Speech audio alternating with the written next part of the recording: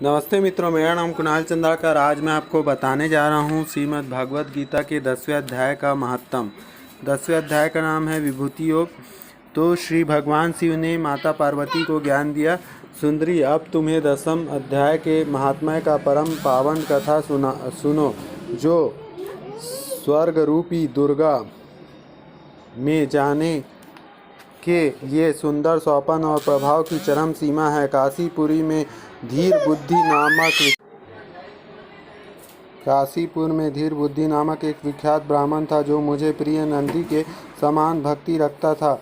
यह पावन कीर्ति के अर्जन में तत्पर रहने वाले, शांतचित्त और हिंसा कठोर और दुस्साहस से दूर रहने वाला था। जितेंद्रिय होने के कारण वह निर्वृत्ति मार्ग में ही स्थित रहता था।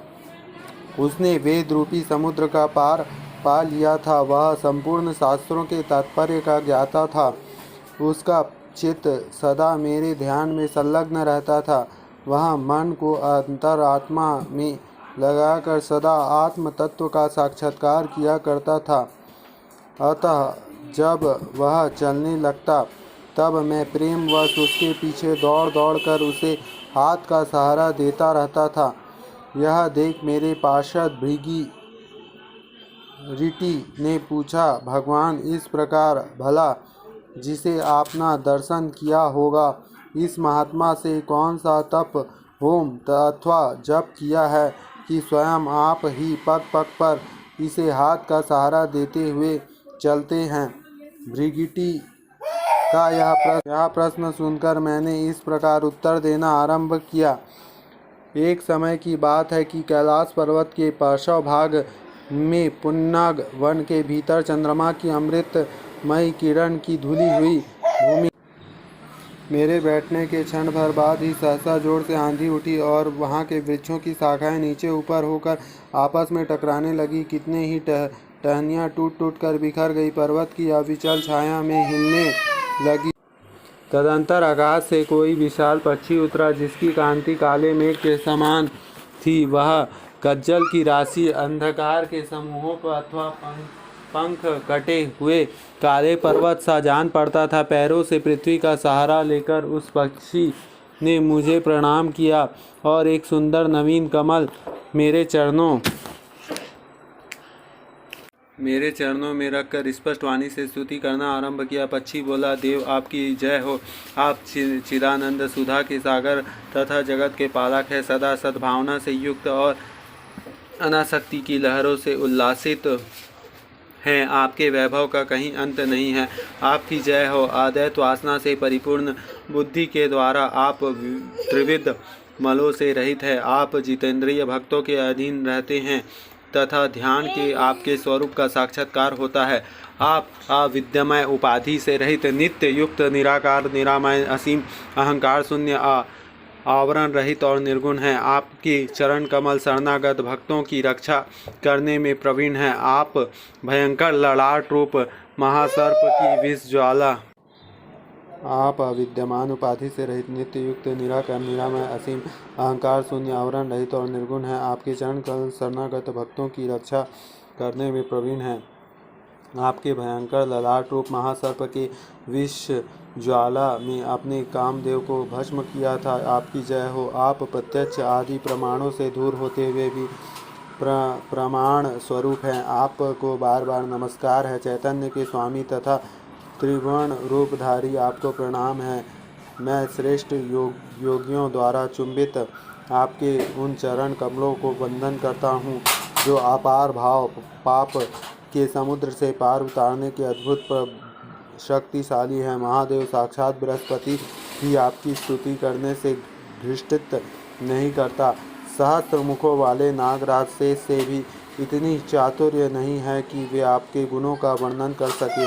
फिर मेरे जैसे छोटे बुद्धि वाले पक्षी की तो बिसात ही क्या है।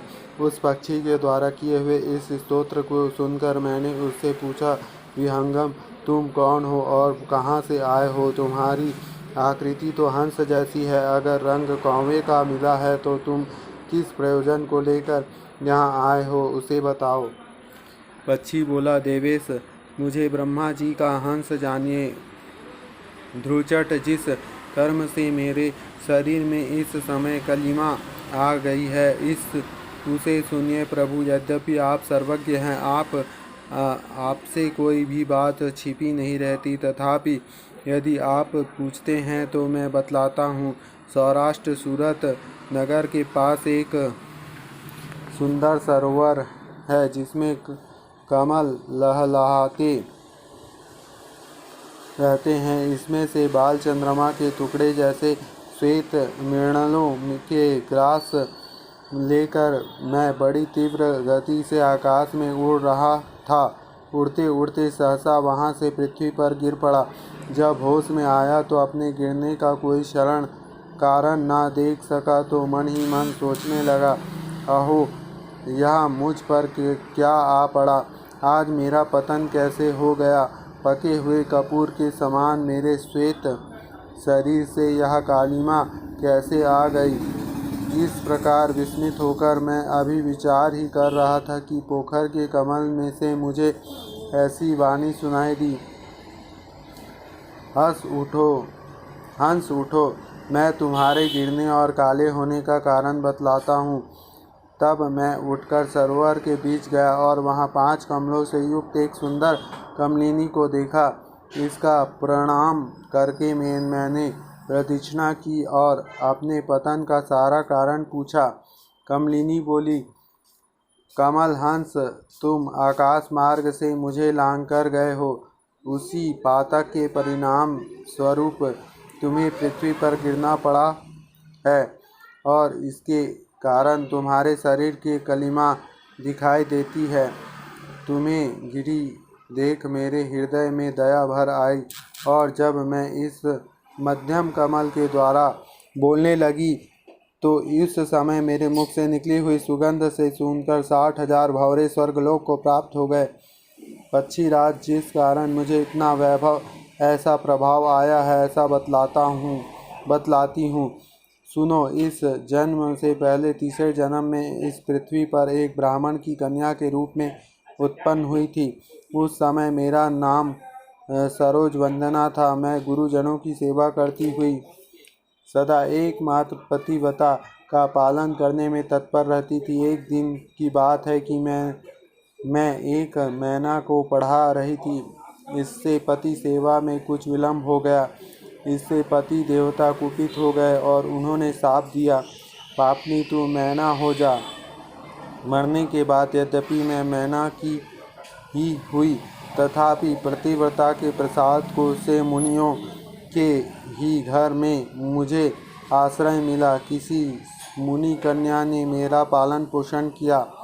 मैं जिनके घर में थी वे ब्राह्मण प्रतिदिन प्रातःकाल विभूति योग नाम से प्रसिद्ध गीता के 10वें अध्याय का पाठ करते थे और मैं उस पाप हारी अध्याय को सुना करती थी। विहंगम काल आने पर मैं मैना का शरीर छोड़कर 10वें अध्याय का महात्मा के स्वर्गलोक में अप्सरा हुई। मेरा मन पद्मावती हुआ और मैं पदा की प्यारी सखी हो गई।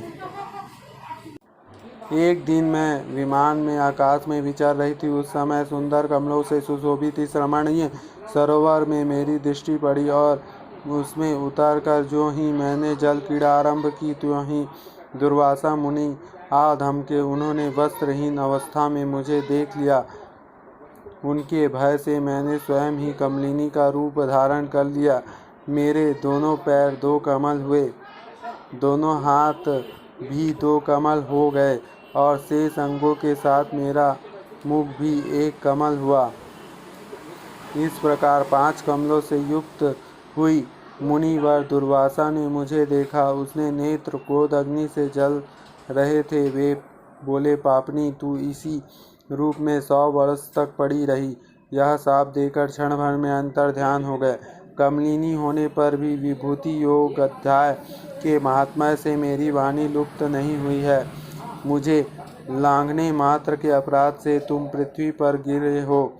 पक्षीराज, यहाँ खड़े हुए तुम्हारे सामने ही आज मेरे शाप की निवृत्ति हो रही है, क्योंकि आज 100 वर्ष पूरे हो गए हैं। मेरे द्वारा गाए हुए तुम उस उत्तम अध्याय को तुम भी सुन लो। उसके श्रवण से तुम भी आज ही मुक्त हो जाओगे।